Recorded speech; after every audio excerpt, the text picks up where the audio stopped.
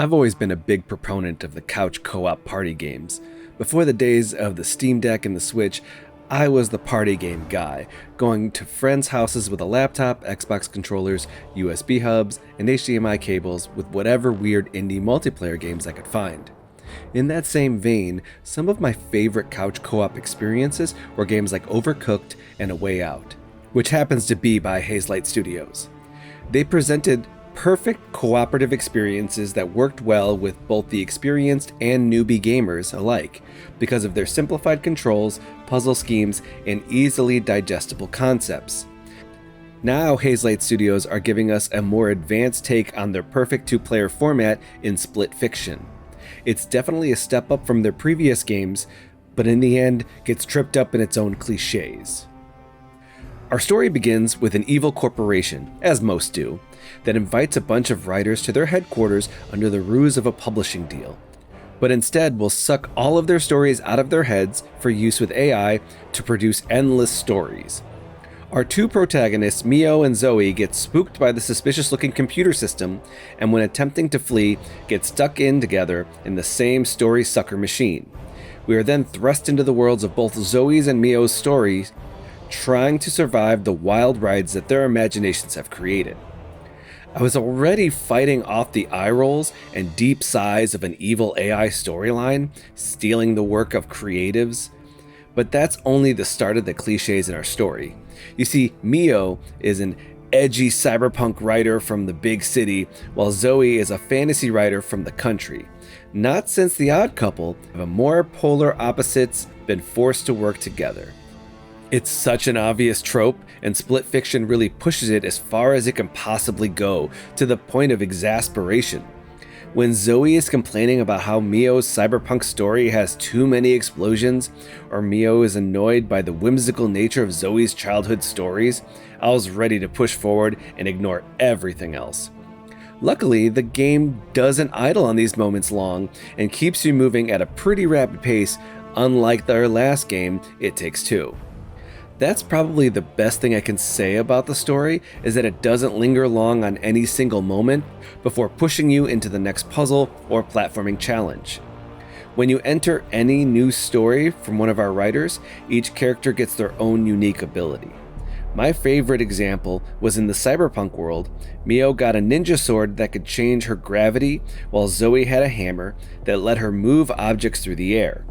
This led to all sorts of interesting puzzles where one player would be walking along the walls or ceiling trying to make a path forward, and the other player would have to move parts of the wall back and forth to allow them through.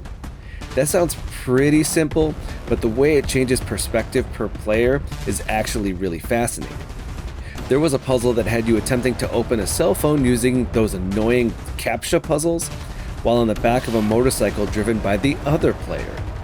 Two totally different perspectives on what's going on, and both are wacky and wild for two totally different reasons.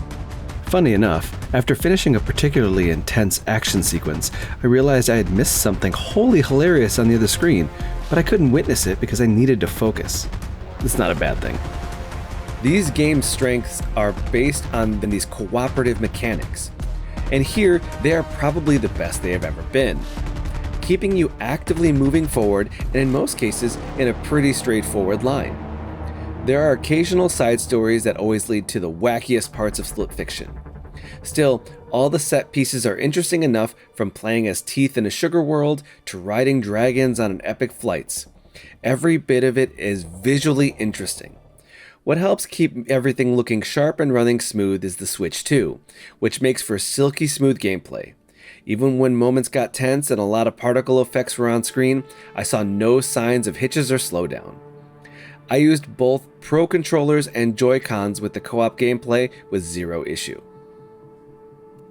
With all of this, there's still a question of accessibility, and with that I will say that this is probably one of the more advanced co-op games I've played, so I'm less than likely to recommend it to completely unseasoned players. Its mechanics pose significant challenges when it comes to exploration and some of those pesky boss fights. But on the whole, the checkpoints mixed with infinite respawns extend playtime, but don't make it impossible. If the newbie has a little experience, you're good to go. I would play this with my partner, not my mother, so to speak.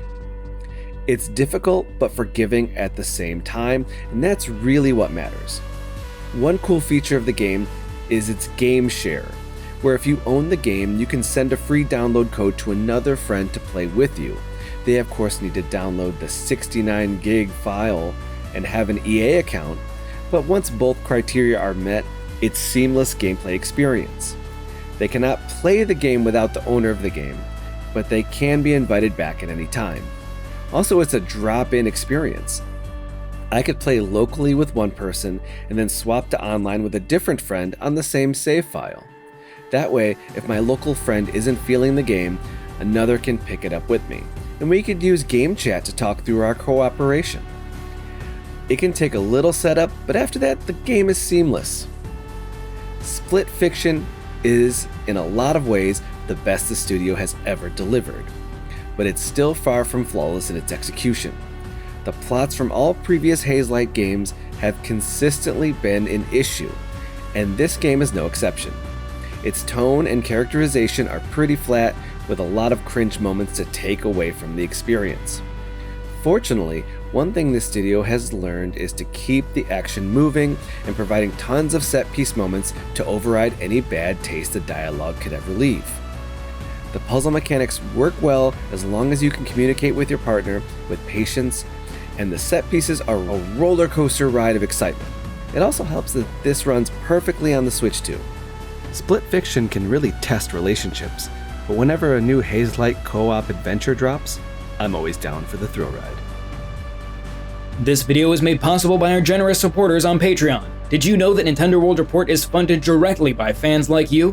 When you support Nintendo World Report on Patreon, you get immediate access to multiple exclusive podcasts every month, exclusive Discord channels, an early look at select content, and more, all for as little as $1 a month.